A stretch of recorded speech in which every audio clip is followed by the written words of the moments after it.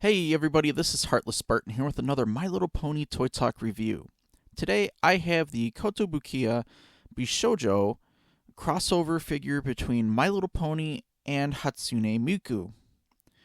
Now, I'll be honest and say that I don't know very much at all about Hatsune Miku, but from the bit I do know, she's a digital singer that is like the primary character of a rather positive and energetic fan community.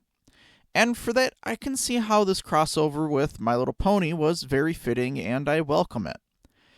I actually have some other Hatsune Miku anime figures that I've picked up in the past just because of how cute the character was, without really knowing too much about her then either. I will say that I don't think this is a re-release, but there does seem to be plenty of these still available. So let's go ahead and get into the review. Okay, so here I have Hatsune Miku and her pony counterpart, partially unboxed. I like to set it up this way just to show that the box is pretty nice and it can be used as like a temporary display case, and it kind of works out. I think it looks pretty nice, and then it has like the little cardboard background insert on the inside that looks pretty good too. Now I'm going to go ahead and take these out real quick, and then we're going to take a quick look at the box. And the box has the nice kind of animated portraits on there. Little logos. Like the music notes just all over the box. Back that up a little bit. Those look cool. I like that. Some nice pictures of the figures on the back. Looks like the number 1. I see like Hatsune Miku has that as a tattoo on her arm. Take a close look at that in a minute. There's all the information on the bottom. And the top has a nice window on the top there as well. And we see that cardboard insert in there. All right. So I'm going to set that out of the way for right now.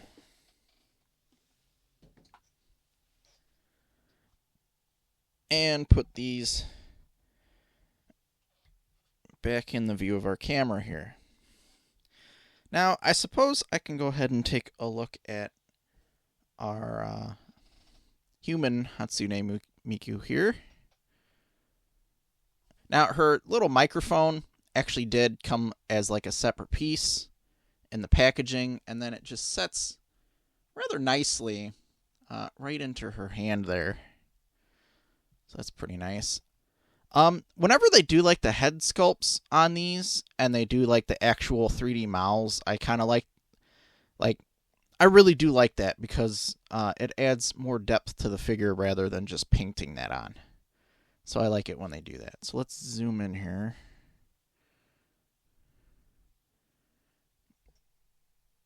Very pretty blue eyes. She has a little bit of pixelation in there, but I think she's supposed to be like that since she's like a digital character, maybe. I like the purple gradient on her hair there too. That's cute. That large headset on her head there. Let's turn her around. I've got a little few hairs poking out the back there. That's neat. Done a little bit of styling on her outfit there too, like that little blue border. Back this out. I'm a little bit too close there. All right, and yeah. Oh, what are these called? Pigtails, right? Have more of that gradient here, but it goes down to this like translucent purple, which is pretty cool. I like that. She has these nice shiny black sleeves that look really, really neat. It's not something I see too often, so I think that's pretty great. Nice close detail. If we actually kind of zoom in on her hands, we can see that she has light blue nail polish on her fingers. And same for the back of her other hand as well. It's a nice little detail that matches her hair color there.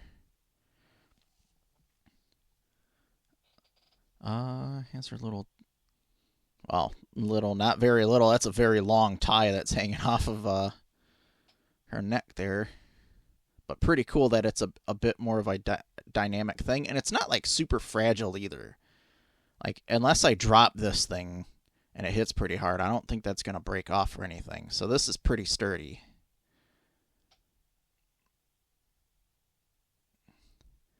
Very shiny kind of top she has on there. That's kind of cool. Sort of like a top corset kind of thing going on. Not sure what to call that. Cute pleated skirt to go along with that. Then, is this a like excess belt that she might normally wear that's kind of going up under that? But that's cool that that's poking out there too. Kind of going along with that very dynamic pose they gave her. Very energetic. She has these really cool, like, thigh-high, shiny black boots on. This actually looks really nice with this outfit. They did a good job on this figure.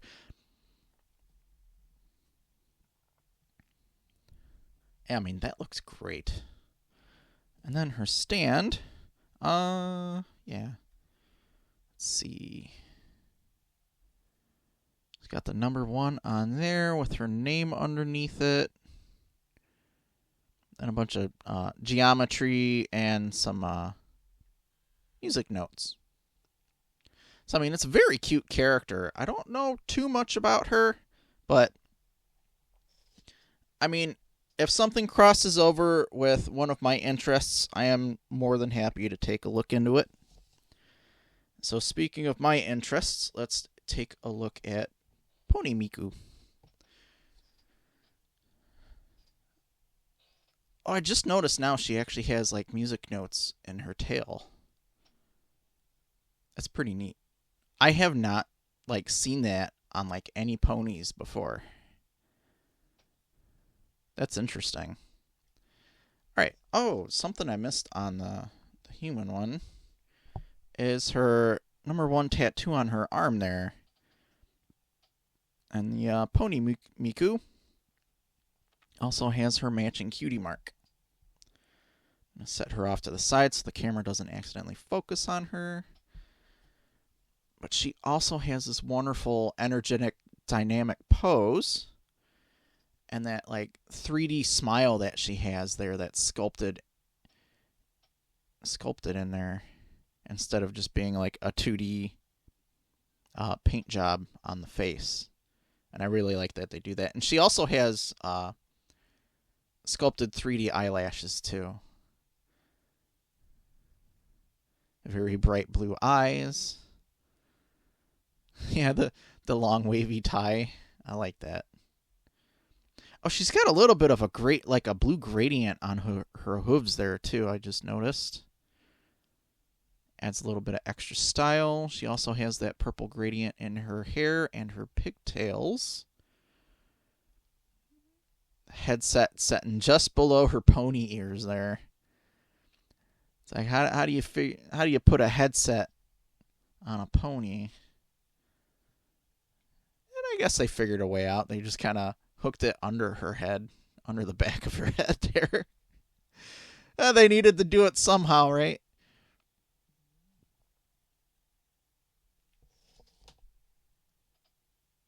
Looks like I got a little bit of speck on her hair there. I'm not too bothered by that. It happens. Even when I'm, like, making stuff or, like, putting stuff together, yeah, I even got dust floating around in my room here, so it happens. It doesn't upset me too much. This camera's acting up on me. There we are. But I'm not sure what it's called in sheet music when we have, like, the lines on the page there and then the musical notes go on there, but that is a pretty nice stand. Very imaginative. I like that. And then, just like our human Miku, we also get a similar stand for the Pony Miku. So, I mean, this is a very cute character, and I think this crossover was actually a really good one. And from the little bit I learned about Hatsune Miku and just kind of like the community and the kind of like the positive energy that comes out of that, I think it was like a perfect crossover to do with My Little Pony. So I think that's actually very fitting. Let's go ahead and move on to a montage.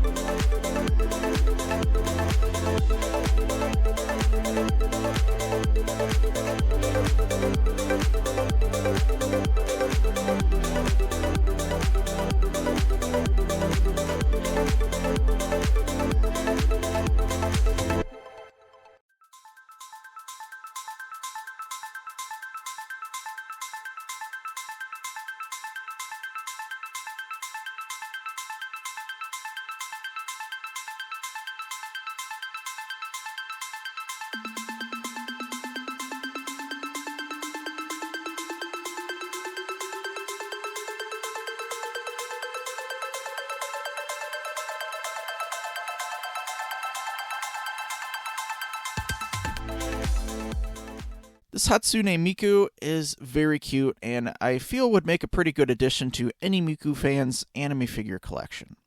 For the human Miku, they added a fairly good amount of detail to make the figure stand out with the shiny black boots and sleeves, the pretty purple gradient in her hair, and that shiny silvery paint on her top too. The nail polish matching her hair color was pretty too. I did find the digital pixelation in the eyes sensible on this figure. I have the feeling it's supposed to be there since she's a digital persona and voice. The outfit itself is standard for the character, it seems, but the dynamic pose gives her a look of some real positive energy while singing.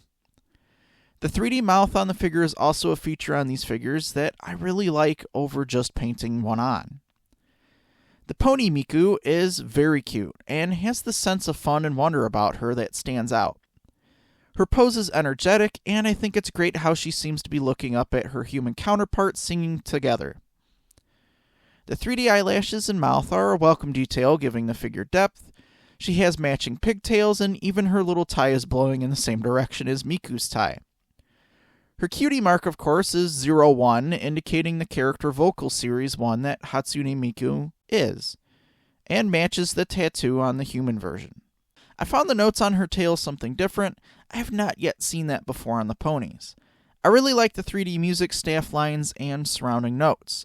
That's pretty cool. Overall, I think this is a very cute set of figures, and from the bit of research I've done thus far on Hatsune Miku, I feel it's a fitting crossover, and I am more than happy to add Hatsune Miku and Pony Miku to my My Little Pony collection. I hope you've enjoyed the video. Be sure to hit the like button and subscribe if you haven't already. Leave a comment. What other IPs do you think would be good for a pony crossover? I do want to mention that in previous videos I talked about other figures I would like to see made, and I suggested Chrysalis and Cadence, which, as it turns out, is something that Kotobukiya is actually making now. That news actually got me excited, and I am really looking forward to more G4 era ponies being made. This has been Heartless Spartan. Thanks for watching. I'll see you next time.